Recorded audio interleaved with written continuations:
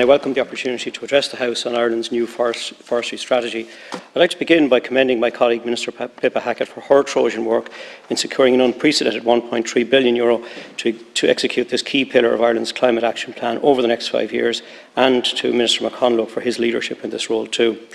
As the Taoiseach told the IFA last week, the forestry strategy was designed to benefit rural Ireland, giving farmers the biggest opportunity to meet our forestry targets and ensuring the overwhelming majority of the economic stimulus it provides will be felt in rural Ireland. As a rural TD representing a constituency with a proud agricultural tradition, it is particularly important to me that farmers are at the heart of Ireland's response to the climate and biodiversity challenge. They own and manage 2/3 of our land, so it's our responsibility as politicians to ensure that they are empowered and equipped to lead. There are also benefits in the forestry strategy for nature, and I particularly welcome the provisions to substantially expand the native woodland cover, ensure more diverse species mixes, address legacy impacts, restore our forested peatlands and support closer to nature forest management.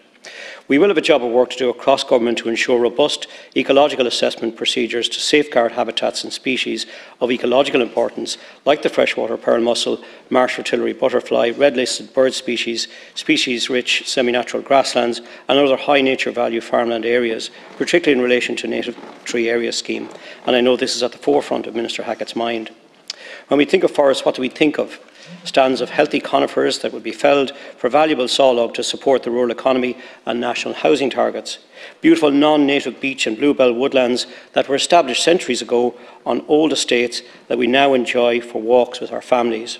Or the soggy, biodiversity-rich temperate rainforests dripping in mosses and liverworts that might naturally occur on large swathes of our island. I argue that we should think of all three. We should not forget about the other forests either. The island of low yield class timbers on peat soils on the western seaboard, many of which are uneconomic to extract. The ancient and long established woodlands that are dying in slow motion, choked by invasive rhododendron and laurel that crowds out the next generations of trees. The dense monocultures of conifers and that exclude both light and communities. The bare hillsides that might regenerate on their own through a succession of grasses, bushes and shrubs to natural woodland were they not relentlessly grazed. Social and economic policies of the past, which were undertaken for good and valid reasons at the time, left us a difficult legacy when it comes to forestry. The decision to ensure that the nation's strategic timber resource never competed with agriculture and so confined forests to the productively poorer lands was made in the shadows of the Great Hunger. The planting efforts on vast peatlands and of the West in the 1970s and 80s provided desperately needed rural employment for so many and the only alternative to emigration. The intensification of agriculture that overwhelmed wooded field corners and tall, thick hedgerows transformed the fortunes of many farmers. And the planting of felling protocols of more recent decades pursued maximum economic productivity in the regions left behind, often to the detriment of environmental or social productivity. The forestry of the future must take account of this history, and we, as elected representatives, must ensure that the whole story is told if we are to make better decisions today. In my role as Minister of State for Heritage, I am keenly aware that the Ireland of today has a very different set of values to the Ireland that wrote the first 100 years of our forestry story. These new values are very much to the fore in my own department, which undertakes extensive works to conserve and restore existing native woodlands, create new ones, and restructure and rehabilitate the forests where a different habitat is better for nature. In our national parks and nature reserves, from Glengariff to Glenveigh, we're restoring ancient oak, yew and alluvial woodlands, planting new native woodlands, collecting seeds and establishing conservation populations of genetically unique tree species, removing invasive species like rhododendron, cherry laurel, beech and sycamore, restoring and rehabilitating afforested peatlands, erecting deer fencing and managing populations on an ongoing basis. This work has been significantly ramped up thanks to the increased funding provision for the National Parks and Wildlife Service under this government. We're also taking a longer-term, more strategic view of the management of these special places. In Glenveigh National Park in County Donegal, we're implementing a new woodland management strategy with a 100-year time horizon out to 2020. In Killarney National Park in County Kerry, we've just published a 30-year review of the vegetation change in permanent native woodlands, the findings of which will inform future management, including the new rhododendron management plan, which is currently being finalised. In Wicklow Mountains National Park, a new deer management plan is expected to be completed later this year. And in Wild Neffin National Park, we're at the beginning of a major ecological restoration project to bring a former conifer plantation back to healthy peatland, native woodland and riparian habitat. where natural processes are the driver of change. At the national level, we're almost finished a scoping study to map, monitor and protect Ireland's ancient, long-established native woodlands, a vital step towards a full national inventory of these amazing habitats.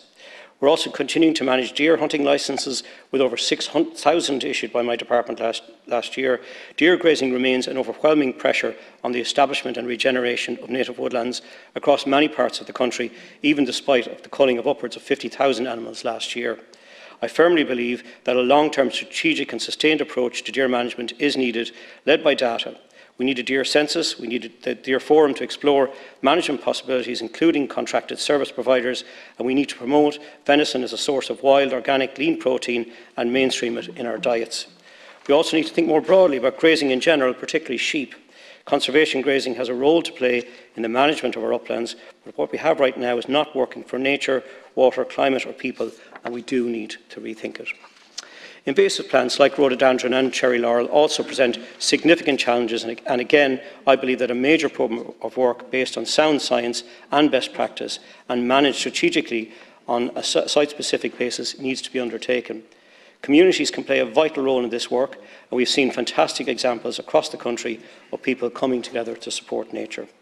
An inspiring one is a group of farmers who, through their participation in the Rural Social Scheme, are removing rhododendron from Bohora catchment in County Mayo, and I'd like to see a lot more of this take place. It's clear to me that we need to be big thinking and even bigger action. The next 5 years in particular will be crucial. The European Commission's new nature restoration law proposal is focusing minds on the challenge ahead and the implications for all habitats and sectors, including woodlands and forestry, and is starting to become clear. Early analysis suggests that we'll need to establish around 1,300 hectares of sessile oak woods and about 500 hectares of alluvial forest every year to achieve the 2030 targets.